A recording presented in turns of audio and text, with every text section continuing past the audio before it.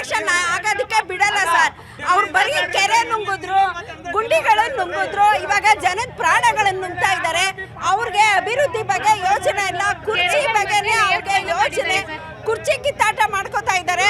ಜನದ ಬಗ್ಗೆ ಅಭಿವೃದ್ಧಿ ಬಗ್ಗೆ ಯಾರು ಯೋಚನೆ ಮಾಡ್ತಾ ಇದ್ದಾರೆ? ಇವರು ಅವ್ರ ಮೇಲೆ ಹೇಳ್ತಾ ಇದ್ದಾರೆ, ಅವರು ಇವ್ರ ಮೇಲೆ ಹೇಳ್ತಾ ಇದ್ದಾರೆ. ಇವ್ರು 40% ಅಂದ್ರೆ ಅವ್ರು 60% ಕಮಿಷನ್ ಹೊಡ್ಕೊಂಡು ಇವರೇ ಮಾಡ್ತಾ ಇದ್ದಾರೆ.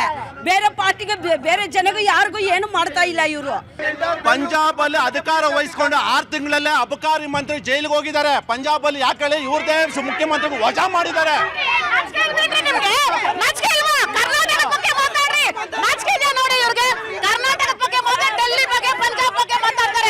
ನಿಮ್ಮ ಬೆಂಗಳೂರಿನ ಕತೆ ಬಗ್ಗೆ ಮಾತನಾಡಿ. GB ಅಂತ ಮಾಡಿದಿರಲ್ಲ, ಬೆಂಗಳೂರಲ್ಲಿ ಸಾವುಗಳಾಗ್ತಿದಾವೆ. ಒಂದು ಮಳೆ ಬಂದ್ರೆ ತಡ್ಕೊಳಕ್ ಆಗಲ್ಲ ಆಯ್ತಾ. ಈ ಸಮಸ್ಯೆಗಳ ಪರಿಹಾರ ಮಾಡಿ ಅಂತ ಯಾವ್ದಾದ್ರು ಡೆಲ್ಲಿಯಲ್ಲಿ ಮಾತಾಡ್ತಿದ್ದೀರಾ? Yes sir. ಸರ್, ನಾವು ಬೆಂಗಳೂರಲ್ಲಿ ಗೋಡೆ ಬಿದ್ದೋದ್ರು ಅಂತ ಎಲ್ಲರೂ ಮಾತಾಡ್ತಾ ಇದೀವಿ. ನಮ್ಮ ಕಣ್ ಮುಂದೆನೇ ಇದೆ. 1935ರಲ್ಲಿ ಕಟ್ಟಿರೋ ಬಿಲ್ಡಿಂಗ್ ಹೆಂಗ್ ನಿಂತ್ಕೊಂಡಿದೆ ನೋಡಿ. ಒಂದು ಇಡಿಗೆ ಅಲ್ಲಾಡಕ್ಕಾಗಲ್ಲ ಇಲ್ಲಿ. ಅಲ್ಲಿ ಗೋಡೆ ಬೀಳತ್ತೆ. ಅದು ಯಾರು ಕಟ್ಟಿರೋದು? ಕಾಂಗ್ರೆಸ್, BJP ದಳ 3 ಜನ ಸೇರ್ಕೊಂಡು ಕಟ್ಟಿರೋ ಗೋಡೆ ಅದು. 3 ಜನ ಭ್ರಷ್ಟಾಚಾರ ಮಾಡಿದಾರೆ. ಅದರಲ್ಲಿ ಭ್ರಷ್ಟಾಚಾರ ಮಾಡಿರೋ ಗೋಡೆ ಬಿದ್ದಿರೋದು ಅದು. ಆ ಸರ್ಕಾರ ಗೋಡೆ ಬಿದ್ದಿದೆ ಇಲ್ಲ, ಇವ್ರು ಭ್ರಷ್ಟಾಚಾರ ಕೆಳಗಡೆ ಬಿದ್ದಿರೋದು. DK ಶಿವಕುಮಾರ್ ಒಂದು ಹೇಳಿಕೆ ಕೊಡ್ತಾರೆ, ಯಾರ್ಯಾರು ಬೆಂಗಳೂರಲ್ಲಿ ಗೋಡೆ ಪಕ್ಕ ಕೂತ್ಕೊಂಡಿದ್ದಾರೆ ಅವ್ರಿಗೆಲ್ಲ ಜಾಗ ಕ್ಲಿಯರ್ ಮಾಡಕ್ ಹೇಳಿ ಅಂತ. ನಾಚಿಕೆ ಆಗ್ಬೇಕು ಪಾಪ. ಅವ್ರೆಲ್ಲ ಗೋಡೆ ಹತ್ರ ಕೂತ್ಕೊಂಡು ವ್ಯವಹಾರ ಮಾಡ್ತಾ ಇದ್ರೆ ಅದು ಖಾಲಿ ಮಾಡ್ತಾರಂತೆ. ಏನಾದ್ರು ಕೊಟ್ಟಿದಾರ ಅವರು? ಫುಟ್ಪಾತ್ ಅಲ್ಲಿ ಬೀದಿ ವ್ಯಾಪಾರ ಮಾಡೋರ್ಗೆ ಏನಾದ್ರು ಜಾಗ ಮಾಡಿಕೊಟ್ಟಿದಾರ? 40 ವರ್ಷದಿಂದ ವ್ಯಾಪಾರ ಮಾಡ್ತಾ ಇರೋರಿಗೆ ಅಲ್ಲಿಂದ ಎತ್ತಿ ರಸ್ತೆ ಬದಿ ವ್ಯಾಪಾರಿಗಳಿಗೆ ಒಂದು ಜಾಗವನ್ನು ಮಾಡಿಕೊಡ್ಬೇಕು, ಕೈಗಾಡಿಗಳನ್ನ ಮಾಡಬೇಕು. ಪಾಪ ಅವರು ಬದುಕು ಬೆಂಗಳೂರಲ್ಲಿ 1.5 ಕೋಟಿ ಜನಸಂಖ್ಯೆ ಇರ್ತಕ್ಕಂಥದ್ದು ಇರ್ಬೋದು. ಬಿಹಾರ ಬರ್ಬೋದು, ಮಧ್ಯಪ್ರದೇಶ, ರಾಜಸ್ಥಾನ್, ದೆಹಲಿ ಎಲ್ಲರೂ ಇರ್ಬೋದು. ನಾನು ಹೋಗಿ ಡೆಲ್ಲಿಯಲ್ಲಿ ವಾಸ ಮಾಡ್ಬೋದು, ಡೆಲ್ಲಿಯಲ್ಲಿ ಬಂದು ಇಲ್ಲೂ ವಾಸ ಮಾಡ್ಬೋದು. ಆದರೆ ಇಲ್ಲಿರ್ತಕ್ಕಂಥ ಸರ್ಕಾರಗಳು ಟ್ಯಾಕ್ಸನ್ನು ತೆಗೆದುಕೊಳ್ತಾರೆ. ಟ್ಯಾಕ್ಸನ್ನು ತೆಗೆದುಕೊಂಡ್ರೆ ಜನರು ಕೆಲಸ ಮಾಡಬೇಕಲ್ವಾ ಸರ್? ನಾವು ಸಾಕಷ್ಟು ವರ್ಷಗಳಿಂದ ಸರ್ಕಾರಕ್ಕೆ ಸಾಕಷ್ಟು ಸಲ ಮನವಿ ಮಾಡಿದ್ದೀವಿ. ಬೀದಿ ಬದಿ ವ್ಯಾಪಾರಿಗಳಿಗೆ ಒಂದು ಡೆಸಿಗ್ನೇಟೆಡ್ ಏರಿಯಾ ಅನ್ನೋದನ್ನ ನಿಗದಿಪಡಿಸಿ ಅಲ್ಲಿ ಅವ್ರನ್ನ ಇದು ಮಾಡಿ ಅಂತ ಹೇಳ್ಬಿಟ್ಟು. ನೋಡಿ, ಇವತ್ತು ಬೆಂಗಳೂರಿನಲ್ಲಿ 50% ಟ್ರಾಫಿಕ್ಗೆ ಕಾರಣ ಬೀದಿ ಬದಿ ವ್ಯಾಪಾರಿಗಳು. ಏನು ಫುಟ್ಪಾತ್ ಎಲ್ಲ ಎಂಕ್ರೋಚ್ ಮಾಡಿರ್ತಾರೆ, ಅವರನ್ನು ಒಂದು ಕಡೆ ಒಂದು ನಿರ್ದಿಷ್ಟ ಪ್ರದೇಶಕ್ಕೆ ಅವ್ರನ್ನ ಶಿಫ್ಟ್ ಮಾಡಿದ್ರೆ ಇದು ಏನು ಟ್ರಾಫಿಕ್ಕು ಕಮ್ಮಿ ಈಸಿ ಆಗುತ್ತೆ, ಮತ್ತೆ ಮರಗಳು ಬೀಳೋ ಚಾನ್ಸಸ್ ಇರುತ್ತೆ. ಅದನ್ನು ಟ್ರಿಮ್ ಕಾಲಕ್ಕೆ BBMP ಅವರು ಟ್ರಿಮ್ ಮಾಡಬೇಕು. ಮತ್ತೆ ನಮ್ಮ ಆಡಳಿತ ನಡೆಸೋ ಪಕ್ಷದವರು ಹೇಳಿದ್ರು, ಏನು ನಾವು ಸರ್ಕಾರಕ್ಕೆ ಏನು ನಾವು ಎಲೆಕ್ಷನ್ ನಡೆಸೋಕ್ಕೆ ಸಿದ್ಧ ಇದ್ದೀವಿ ಅಂತ. ಇವಾಗ ನಮಗೆ ಜನಸಾಮಾನ್ಯರು ಕೇಳಿ ಬರ್ತಾ ಇರೋದು ಏನು ಅಂತಂದರೆ, ಇವಾಗ ಎಫಿಷಿಯನ್ಸಿ BBMP ಜಾಸ್ತಿ ಮಾಡಬೇಕಂತ 5 ಮಾಡಿದ್ರು. ಇವಾಗ ಮತ್ತೆ ಏನು ನಮ್ಗೆ ಕೇಳಿಸ್ತಿರೋದು, ಇವಾಗ 2 ಅಥವಾ 3 ಮಾಡ್ತಾರಂತೆ, ಮತ್ತೆ ಮರ್ಜ್ ಮಾಡ್ತಾರೆ. ಬಿಕಾಸ್ 2 ಪಾಲಿಕೆಗಳಲ್ಲಿ ಏನು ದುಡ್ಡಿನ ಕೊರತೆ ಇದೆ ಅಂತ ಹೇಳ್ಬಿಟ್ಟು ಮತ್ತೆ 2 ಮಾಡ್ತಾರೆ ಅಂತ ಹೇಳ್ಬಿಟ್ಟು ಮಾಹಿತಿ ಇದೆ. ಇದು ಇನ್ನ ಎಷ್ಟು ವರ್ಷ ಹಿಂಗೆ ನಡ್ಸ್ಕೊಂಡು ಹೋಗ್ತೀರಾ? 10 ವರ್ಷ ಆಯಿತು BBMPಗೆ ಎಲೆಕ್ಷನ್ ಆಗಿ. ಯಾವ ರೀತಿ ಅಧಿಕಾರ ಇದು ಏನು ಆಡಳಿತ ಕುಸಿದು ಬೀಳಲ್ವಾ? ಇದಕ್ಕೆಲ್ಲ ಕಾರಣ ಎಲೆಕ್ಷನ್ ಇಲ್ಲದೆ ಇರೋದು, ಲೋಕಲಲ್ಲಿ ಜನಪ್ರತಿನಿಧಿಗಳು ಇಲ್ಲದೆ ಇರೋದು. ಎಸ್ ಮೇಡಮ್, ಈ ಬೆಂಗಳೂರು ಬಗ್ಗೆ ನಿಮ್ಮ ಅಭಿಪ್ರಾಯ? ಸರ್, ಈಗ ಎಲ್ಲರೂ ಮರನ ಬೆಳೆಸಬೇಕು ಅಂತ ನೋಡ್ತಿದ್ದಾರೆ. ಯಾರು ಗಿಡ ನೆಡ ಅಂತ ಪೊಲಿಟಿಷಿಯನ್ಸ್ ಯಾರು ಇಲ್ಲ. ಪ್ರಾಪರ್ ಆಗಿ ಮರನೆಲ್ಲ ಟ್ರಿಮ್ ಮಾಡಿದ್ರೆ ಈಗ ಏನು ಬೀಳ್ತಾ ಇದೆಯೋ, ನೆನ್ನೆ ಮಳೆ ಬಂದು ಏನಾಯ್ತೋ ಅದು ಆಗ್ತಾ ಇರಲಿಲ್ಲ ಅಂತ ನಮ್ಮ ಒಪಿನಿಯನ್ ಸರ್. ಅಲ್ಲ ಸರ್, ಎಲ್ಲರೂ ಅಲ್ಲ ಮಾತಾಡ್ತಾ ಇರೋದೇನು ಎಲೆಕ್ಷನ್ಸ್ ನಡ್ಸೋದಲ್ಲ ಅಂತ. ಆಗೇನಾದ್ರು ಅವ್ರು ನಡೆಸೋ ಪರಿಸ್ಥಿತಿ ಬಂದಿದ್ರೆ ಹೈಕೋರ್ಟಿಂದ ಆದೇಶ ಏನಕ್ಕೆ ಬರ್ತಾ ಇತ್ತು? ಯಾಕೆ ನಮ್ಗೆ ಅಷ್ಟು ಸುಪ್ರೀಂ ಕೋರ್ಟಿಂದ ಯಾಕೆ ಆದೇಶ ಬರ್ತಾ ಇತ್ತು ಎಲೆಕ್ಷನ್ಸ್ ನಡೆಸಿ ಅಂತ? ನಿಮಗೆ ಮನಸ್ಸಿದ್ದಿದ್ರೆ ಬೇರೆಯೊಬ್ರು ನಮ್ಗೆ ಹೇಳ್ಬೇಕಾಗಿತ್ತ ನಮ್ಮ ಕರ್ನಾಟಕದಲ್ಲಿ ನಾವು ಏನ್ ಮಾಡ್ಬೇಕು ಅನ್ನೋದನ್ನ? ಪ್ರತಿಯೊಂದಕ್ಕೂ ಒಂದೊಂದು ಬೆಂಗಳೂರು GBA ಮುಖ್ಯ ಆಯುಕ್ತರಾಗಿರ್ತಕ್ಕಂಥ ಮಹೇಶ್ವರ್ ರಾವ್ ಬಗ್ಗೆ ನಮ್ಮ objection. Is A very good officer.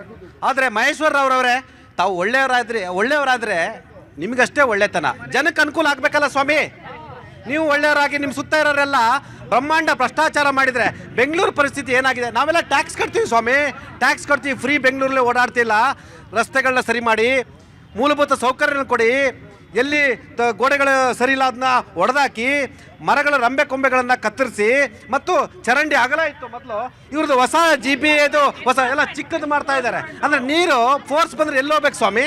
Maheshwar Rao, ನಿಮ್ಮ ಬಗ್ಗೆ ಒಳ್ಳೆ ಒಪಿನಿಯನ್ ಇದೆ. ದಯವಿಟ್ಟು ನಿಮ್ಮ ಜೊತೆ ಇರ್ತಕ್ಕಂಥ ಎಲ್ಲರೂ ಭ್ರಷ್ಟಿದ್ದಾರೆ. ನಾವು ಘಂಟಾಘೋಷವಾಗಿ ಹೇಳ್ತಾ ಇದ್ವಿ. ನಾನು ಇರೋ ಸ್ಟಾಮ್ ವಾಟರ್ ಡ್ರೈನ್ ಏನಿದೆ ಅದು ಲೆಕ್ಕಾಚಾರನೇ ಇಲ್ಲ ಇವರಿಗೆ. ಏನಾಗಿದೆ, ಮಳೆ ಬಂದಾಗ ಅಷ್ಟೇ ಸಾಮಟ್ರಲ್ ಡ್ರೈನ್ ನೀರು ಹೋಗ್ಬೇಕು. ಆದ್ರೆ ಘಟ್ಟಕ್ಕೆ ಬೆಂಕಿ ಬಿದ್ದಾಗ ಬಾವಿ ಹುಡುಕೋರು. ಅದನ್ನೇ ಇವರು ಏನ್ ಮಾಡ್ತಾರೆ, ಪ್ರತಿ ವರ್ಷ ಡಿಸಿಲ್ಟಿಂಗ್ಗೆ ಬಜೆಟ್ ಇದೆ, ಮರ ಕಟ್ ಮಾಡಕ್ಕೆ ಬಜೆಟ್ ಇದೆ.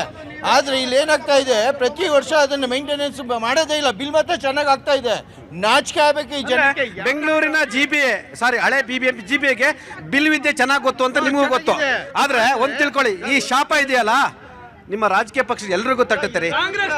ನಿಮ್ಮ ಸರ್ಕಾರದಲ್ಲೂ ಕೂಡ ಚುನಾವಣೆಗಳು ನಡೆಸಲಿಲ್ಲ ನೋಡಿ ಸರ್. ಅಶೋಕ್, ಇಲ್ಲಿರ್ತಕ್ಕಂಥ BJP ನಾಯಕರುಗಳು, BJP MLAಗಳು ಯಾರು ಕೂಡ ಚುನಾವಣೆ ನಡೆಸಿ ಅಂತ ಹೇಳಲ್ಲ. ನೀವು ಹೇಳಲ್ಲ ಚುನಾವಣೆ ನಡೆಸಿ ಅಂತ ಹೇಳಿ. ನೀವು ಮಜಾ ಮಾಡ್ಬೇಕಿಲ್ಲಿ, ನಾಚಿಕೆ ಆಗ್ಬೇಕು ನಿಮಗೆ. S sir. ಸರ್, ಇವಾಗ ನಿನ್ನೆ ಇನ್ಸಿಡೆಂಟ್ ಆದ್ಮೇಲೆ ಮೀಟಿಂಗ್ ಕರೆದ್ರು. ಒಬ್ಬ ಅಧಿಕಾರಿ ಯಾರೋ ಅಧಿಕಾರಿನ ಡಬಲ್ ಸಸ್ಪೆಂಡ್ ಮಾಡಿದ್ರು. ಅವನು ಸಸ್ಪೆಂಡ್ ಮಾಡಿ ಸರಿ, ಸಸ್ಪೆಂಡ್ ಅಲ್ಲ ಜೈಲಿಗೆ ಹಾಕ್ಬೇಕ್ರಿ. ಆಯ್ತು ಹಾಕೋಣ. ಅಲ್ಲಿರೋ MLAಗೆ ರೆಸ್ಪಾನ್ಸಿಬಿಲಿಟಿ ಇಲ್ವಾ? ಜವಾಬ್ದಾರಿ ಅವ್ರಿಗಿಲ್ವಾ? ಅವ್ರಿಗೂ ಇದೆ ಜವಾಬ್ದಾರಿ ಅಲ್ವಾ? ಬೆಂಗಳೂರು ಇನ್ಚಾರ್ಜ್ ಮಿನಿಸ್ಟರ್ಗೆ ಜವಾಬ್ದಾರಿ ಇಲ್ವಾ? ಅಲ್ವಾ? ಅವ್ರಿಗೆ ಯಾವಾಗ ಸಸ್ಪೆಂಡ್ ಇಡೀ ಮಾಡ್ತೀರಾ? ಸರ್ಕಾರಕ್ಕೆ ಜವಾಬ್ದಾರಿ ಅವ್ರಿಗೆ ಯಾವಾಗ ಸಸ್ಪೆಂಡ್ ಮಾಡ್ತೀರಾ? ಮುಖ್ಯಮಂತ್ರಿಗೆ ಜವಾಬ್ದಾರಿ ಇಲ್ವಾ? ಅವ್ರಿಗೂ ಜವಾಬ್ದಾರಿ ಇದೆ. ಅವ್ರನ್ನ ಯಾವಾಗ ಸಸ್ಪೆಂಡ್ ಮಾಡ್ಕೊತಾರೆ? ಅವರು ಮುಖ್ಯಮಂತ್ರಿ ಅವ್ರು ಯಾವಾಗ ಸಸ್ಪೆಂಡ್ ಮಾಡ್ಕೊತಾರೆ? ನಿಮ್ಮ ವಿರೋಧ ಪಕ್ಷದ ನಾಯಕರು ಸಸ್ಪೆಂಡ್ ಆಗಬೇಕು. ನಿಮ್ಮ BJP ನಾಯಕರು ಸಸ್ಪೆಂಡ್ ಯಾಕಂತ ಹೇಳಿದ್ರೆ ಅವ್ರಿಗೂ ಜವಾಬ್ದಾರಿ ಇಲ್ಲ, ಪ್ರಶ್ನೆ ಮಾಡ್ತಕ್ಕಂಥ ತಾಕತ್ತು ತಮ್ಮ ಇಲ್ಲ. ಕಾಂಗ್ರೆಸ್ನ ಅನೇಕ ನಾಯಕರುಗಳ ಜೊತೆಗೆ ಒಳ ಒಪ್ಪಂದ, ಬಿಸ್ನೆಸ್, ಭಯ, ವ್ಯವಹಾರ, ಯಾರು ಪ್ರಶ್ನೆಯನ್ನ ಮಾಡ್ತಾ ಇಲ್ಲ. Yes sir. ಬೆಂಗಳೂರು ಮುಳುಗಿರದ ಬಿಜೆಪಿ ಶಾಸಕರ ಜಾಗದಲ್ಲಿ ಮರಗಳು ಗುಂಡಿಗಳೆಲ್ಲ ಬೀಳ್ತಾ ಇರ್ತಕ್ಕಂಥದ್ದೇ ಜಾಸ್ತಿ ಬಿಜೆಪಿ ಶಾಸಕರಲ್ಲಿ. ಬೆಂಗಳೂರಲ್ಲಿ ಮಳೆ ಬಂದಾಗೆಲ್ಲ ಮುಳುಗೋಗೋದು, ಕಾರ್ಗಳೆಲ್ಲ ತೇಲೋದು ಬಿಜೆಪಿ ಶಾಸಕರಲ್ಲಿ. ಇಡೀ ಬೆಂಗಳೂರನ್ನ ಮಾಡ್ತಾ ಇರೋದು ಬಿಜೆಪಿ ಶಾಸಕರು. ಹೌದಾ ಸರ್? ಹೋದ್ ವರ್ಷ ನೀವು ಒಳ್ಳೆ ಪ್ರಶ್ನೆ ಹೇಳಿದ್ರಿ. ಹೋದ್ ವರ್ಷ ಮಾರ್ಚ್ ಅಲ್ಲಿ ಒಂದು 3 ವರ್ಷದ ಮಗು ಸಾಯಿತ ಮಳೆ ವಿಕೋಪದಿಂದ. ಮೇ ಅಲ್ಲಿ 48 ವರ್ಷದ ಒಂದು ವ್ಯಕ್ತಿ ಸಾಯ್ತಾನೆ. ಜೂನ್ ಅಲ್ಲಿ 29 ವರ್ಷದ ಹನುಮಂತ ನಗರದಲ್ಲಿ ಅವರು ಮಳೆ ವಿಕೋಪದಿಂದ ಮರ ಬಿದ್ದು ಸಾಯ್ತಾರೆ. ಸರ್ಕಾರ ಯಾಕೆ ಎಚ್ಚೆತ್ಕೊಂಡಿಲ್ಲ? ಹೋದ ವರ್ಷನೇ. ಸೊ ಇದು ಸರ್ಕಾರ ಮತ್ತೆ ಗ್ರೇಟರ್ ಬೆಂಗಳೂರು ಅಥಾರಿಟಿ ಚೇರ್ಮನ್ ಯಾರು? ಸಹಜವಾಗಿ ಮುಖ್ಯಮಂತ್ರಿಗಳು. ಅಕೌಂಟಬಿಲಿಟಿ ಎಲ್ಲ ಬರುತ್ತೆ. ಮತ್ತಿನ್ನೊಂದು ಈ ಸಾವಿಗೆ ಯಾರು ಹೊಣೆ ಸರ್? ಸರ್, ನೇರವಾಗಿ ಹೇಳ್ತೀನಿ, DK ಶಿವಕುಮಾರ್ ಅವರು ಹೊಣೆ. ಏಕೆಂದ್ರೆ ಒಂದು ಗುಂಡಿ ತುಂಬಕ್ಕೆ 1 ಲಕ್ಷ ರೂಪಾಯಿ ನೀವು ಸಾಲ ಮಾಡ್ತೀನಿ, ಅನುದಾನ ಕೊಡ್ತೀನಿ ಅಂದ್ರೆ ಬೆಂಗಳೂರಲ್ಲಿ ಭ್ರಷ್ಟಾಚಾರ ಮಾಡಿದ್ದೀರ ನೀವು. ಆಮೇಲೆ ಬರ ಕೆರೆಗಳನ್ನೆಲ್ಲ ನುಂಗ್ದವ್ರಿಗೆ ಕಾಂಗ್ರೆಸ್ ಅವರು ಅಂದ್ರೆ ಭ್ರಷ್ಟಾಚಾರ. ಕೆರೆಗಳ್ರ ಅಲ್ಲ, ಕೆರೆಗಳೆಲ್ಲ ಮುಳುಗಿರೋದೆಲ್ಲ ಬಿಜೆಪಿ ಶಾಸಕರ ಜಾಗದಲ್ಲಿ. ಬಿಜೆಪಿ 25 ವರ್ಷದ ಶಾಸಕರಾಗಿರ್ತಕ್ಕಂಥ ಬಿಜೆಪಿ ಶಾಸಕರ ಕೆಲಸಗಳು. ಹಾಗಾದ್ರೆ ಕೆರೆ ನುಂಗಿರೋರು ಇದೇ ಬಿಜೆಪಿ ಶಾಸಕರು. ಬಿಜೆಪಿಯ ಶಾಸಕರು ಕೆರೆಗಳ್ಳರಂದ್ರೆ ಬಿಜೆಪಿ ಭ್ರಷ್ಟಾಚಾರಿ ಜನತಾ ಪಕ್ಷದ ಕೆರೆಗಳ ಬಿಜೆಪಿ ಅವರು ರೀ. ಯಾರಿದೆ KR-ಪುರ, ಇದೇ ಮಹದೇವಪುರ, ಇದೇ ಇದು ನಮ್ಮ ಬೆಂಗಳೂರು ಸೌತ್, ಈ ರಾಜರಾಜೇಶ್ವರಿ ನಗರ, ಈ 4 ರಾಜಾಜಿನಗರ, ಈ 5-6 ಕ್ಷೇತ್ರಗಳೆಲ್ಲ ಯಾಕೆ ಕೆರೆಗಳು ಮುಳುಗೋಗಿದೆ? ಯಾಕೆಂದ್ರೆ ಬಿಜೆಪಿಯ ಕೆರೆಗಳ್ಳರು ಎಲ್ಲ ಕೆರೆಯನ್ನು ನುಂಗಾಕಿದ್ದಾರೆ. ರಘುತಡ್ಡಿ ಅವರೇ ಒಂದು ಮಾತನ್ನು ಹೇಳಿದ್ರು, BJP-ಯರೆಲ್ಲ ಕೆರೆ ನುಗ್ತಾರಂತೆ, ಕಾಂಗ್ರೆಸ್ನವರು ಪರಮ ಪ್ರಾಮಾಣಿಕರು ಅನ್ನೋದನ್ನ ಅವ್ರು ಹೇಳಿದ್ರು. ನಿಜವಾಗ್ಲೂ ಖುಷಿ ಆಗುತ್ತೆ ಸರ್. ಇಂಥ ಕಾಲದಲ್ಲೂ ಕೂಡ ಸತ್ಯವಂತರು ನಿಮ್ಮ ಪಕ್ಷದಲ್ಲಿ ಇದಾರಲ್ಲ, ನಮಗೆ ಖುಷಿ ಆಗುತ್ತೆ ಸರ್. ನೀವು ಹೆಂಗೆ 1000 ಕೋಟಿ 100 ಕೋಟಿ ಒಡೆಯರಾಗಿದ್ರಲ್ಲ, ಹೆಂಗೆ ಗದ್ದೆ ಹೊಡೀರ ಸರ್? ಆಲೂಗಡ್ಡೆ ಬೆಳೆದ ಸ್ವಾಮಿ? ಅಲ್ಲ ಸ್ವಾಮಿ, ಏನು ನಮ್ಮ DK ಶಿವಕುಮಾರ್ ಅವರು ಒಳಗೊಂಡಂತೆ ಏನು ಕಾಂಗ್ರೆಸ್ ನಾಯಕರಿದ್ದಾರೆ, ಬಿಸ್ನೆಸ್ ವ್ಯವಸಾಯ ಮಾಡಿರೋದು. ಬೆಂಗಳೂರು ಅಂತಲ್ಲ, ಬೆಂಗಳೂರಿನ ಕಳ್ಳರಾಗಿರ್ತಕ್ಕಂಥವ್ರು ಬಿಜೆಪಿ ಶಾಸಕರು, ಬಿಜೆಪಿ ನಾಯಕರು. ಅಶೋಕ್ ಅವ್ರನ್ನ ಕೇಳಿ, ಕೆರೆ ಎಷ್ಟೆಷ್ಟು ಮುಳುಗ್ಸವ್ರೆ ಅಂತ ಹೇಳಿ. ಎಷ್ಟು ಕೆರೆಗಳಿದ್ವು ಬೆಂಗಳೂರಿನಲ್ಲಿ ಒಂದ್ ಕಾಲದಲ್ಲಿ. ಅಶೋಕ್ ಅವರು ಮಾತಾಡಲ್ಲ, ನಿಮ್ಮವರು ಮತ್ತೆ ಅವರು BJP ಲೋಕಲ್ ಅಂಡರ್ಸ್ಟ್ಯಾಂಡಿಂಗ್. ನಿಮ್ದೆಲ್ಲ ರಿಯಲ್ ಎಸ್ಟೇಟ್ ವ್ಯವಹಾರಗಳಿದಾವೆ, ನಿಮ್ಮೆಲ್ಲ ವೀಕ್ನೆಸ್ಗಳಿದಾವೆ. ಅವರು ಪ್ರಶ್ನೆ ಮಾಡಲ್ಲ. ಇಷ್ಟಕ್ಕೆಲ್ಲ ಕಾರಣ ಈ ರಾಜಕಾರಣಿಗಳು ಮತ್ತೆ ಈ ಅಧಿಕಾರಿಗಳಲ್ವಾ ಮೇಡಮ್? ಆಗಲ್ಲ ಸರ್. ಬೆಂಗಳೂರು ಈ ಥರ ಸಡನ್ ಆಗಿ ಇಷ್ಟು ಒಂದು 20 ವರ್ಷದ ಪ್ಲಾನ್ನ ಇವಾಗ ನೀವು ಅಪ್ಲಿಕಬಲ್ ಮಾಡಿ ಅಂದರೆ it will not apply. You have to think with experts. ಕೂತ್ಕೊಂಡು ನಾವೆಲ್ಲ we have to work on how we should prune the trees. ಈ ಸೂಪರ್ ಎಲಿನೋಸ್ ಅಂತ ಬಂದಿದೆ weather condition. Pacific Ocean 2 degrees ಜಾಸ್ತಿ ಆಗುತ್ತೆ ಇನ್ನು. And it will be even more extreme climatic conditions. ಇನ್ನು heavy rains ಬರುತ್ತೆ, ಹೆವಿ ವಿಂಡ್ಸ್ ಬರುತ್ತೆ. We should think scientifically. ಇದ್ಯಾಕೆ ರಾಜಕೀಯದ ಮಾತುಗಳು ಮಾತಾಡ್ತೀರಾ? ಈ ಗೌರ್ಮೆಂಟ್ ಇಂದ ಯಾರಾದರೂ ಆಕಾಶದಿಂದ ನೀವು ಹೇಳ್ತೀರಾ ಯಾವಾಗ್ಲೂ ಇದೊಂದು ಡೈಲಾಗ್, ಯೋಜಿತ ನಗರ ಅಲ್ಲ ಆಯ್ತು ರೀ, ಯೋಜಿತ ನಗರ ಅಂದ್ರೆ ಅಭಿವೃದ್ಧಿಗಳು ಮಾಡಿ, ಬೇರೆ ಅದಕ್ಕೆ ಆಪ್ಷನ್ಸ್ ಇಲ್ವೇನ್ರಿ? 76 MA ಮಳೆ ಬಿದ್ದಿದೆ ಫಸ್ಟ್ ಟೈಮು.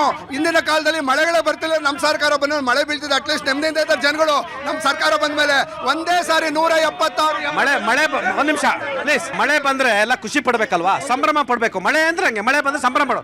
ಬೆಂಗಳೂರಲ್ಲಿ ಮಳೆ ಬಂದ್ರೆ ಭಯ ಆಗುತ್ತಲ್ರಿ, ಆತಂಕ ಆಗುತ್ತಲ್ಲ ಸರ್. ಈಗ ನಮ್ಮ ಬಿಜೆಪಿ ಮಿತ್ರರು ಒಂದು ಮಾತು ಹೇಳ್ತಾ ಇದ್ರು, ಸಿದ್ದರಾಮಯ್ಯನವ್ರನ್ನ ಸಸ್ಪೆಂಡ್ ಮಾಡ್ಬೇಕಂತ.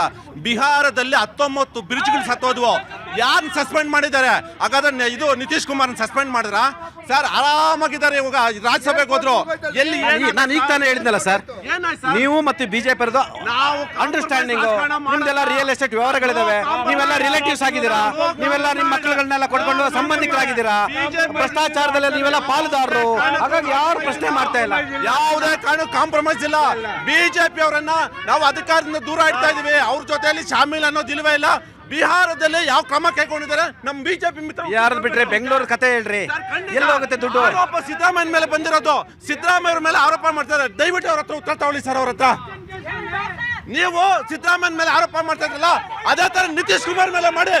ನಿತೀಶ್ ಕುಮಾರ್ ಮಾಡ್ತೀವಿ. ಸಿಎಂ ಹಣ ಹೊರಬೇಕು ಈ ಸಾವುಗೆ. ಮತ್ತಿನ್ಯಾರು ರಾಜ್ಯ ಆಳ್ತಾ ಇರೋದು? ಯಾರು ಅತ್ಯಧಿಕ ಡಿಸಿಎಂ ಕೇಳಿ ಸಸ್ಪೆಂಡ್ ಮಾಡಕ್ ಹೇಳಿ, ಸಸ್ಪೆಂಡ್ ಮಾಡಕ್ ಹೇಳ್ರಿ. ನಮ್ಮ ಕಾಂಗ್ರೆಸ್ ಮಿತ್ರರು ಒಂದು ಮಾತಾಡ್ತಾ ಇದ್ರು, ಅಧಿಕಾರಿಗಳೇ ನೇರ ಹೊಣೆ ಅಂತ. ಹಾಗಾದ್ರೆ ಸರ್ಕಾರ ಇರೋದು ಏನಕ್ಕಪ್ಪ? ಒಂದು ಪ್ರಶ್ನೆಯನ್ನ ಮಾಡ್ತಾರೆ, ನೀವ್ ಹೇಳಿದ್ರಿ ಇದಕ್ಕೆಲ್ಲ ಅಧಿಕಾರಿಗಳೇ ನೇರವಣೆ ಅಂದ್ರೆ, ಅಧಿಕಾರಿಗಳು ನಿಮ್ಮ ಅಂಡರ್ ಕಂಟ್ರೋಲ್ ಇಲ್ಲ ನಿಮ್ಮ ಸರ್. ಯಾಕಂತ ಹೇಳಿದ್ರೆ, ಯಾಕಿಲ್ಲ ಅಂತ ಹೇಳಿದ್ರೆ, ನೀವು ಅವ್ರ ಹತ್ರ ಲಂಚ ತಗೊಂಡವ್ರಿಗೆ ಪೋಸ್ಟಿಂಗ್ ಮಾಡ್ತೀರಾ, ಹಂಗಾಗಿ ನಿಮ್ಮ ಕಂಟ್ರೋಲ್ ಇಲ್ಲ. ಕಂಟ್ರೋಲ್ ತಗೋಬೇಕ್ರಿ. ಕಂಟ್ರೋಲ್ ತೆಗೆದುಕೊಂಡಕ್ಕೆ ಮಾನ್ಯ ಡಿ ಕೆ ಶಿವಕುಮಾರ್ ನೇತೃತ್ವದಲ್ಲಿ ಜಿಬಿಎ ಕಂಟ್ರೋಲ್ ಬಂದಿರೋದಕ್ಕೆ ಇವತ್ತು ಭೂ ಮಾಫಿಯಾ ಮತ್ತೆ ಗಾರ್ಬೇಜ್ ಮಾಫಿಯಾನ ಕಂಟ್ರೋಲ್ ಮಾಡಿರೋದು. ಬೆಂಗಳೂರು ಗಾರ್ಬೇಜ್ ಅಲ್ಲಿ ಕಂಟ್ರೋಲ್ ಮಾಡ್ತಿದ್ರು, ಆ ಮಾಫಿಯಾನ ಕಂಟ್ರೋಲ್ ಮಾಡಿದ ಡಿ ಕೆ ಶಿವಕುಮಾರ್. ಹಾಗಾಗಿ ಇವತ್ತು ಬೆಂಗಳೂರಿನಲ್ಲಿ ಒಂದು ಕಾಲದಲ್ಲಿ ಬೆಂಗಳೂರಿನ ಗಾರ್ಬೇಜ್ ಸಿಟಿ ಮಾಡಿದೆ ಇದೆ ಬಿಜೆಪಿ. ಗೂಂಡಾ ನಾಡು, ಗಾಂಜಾ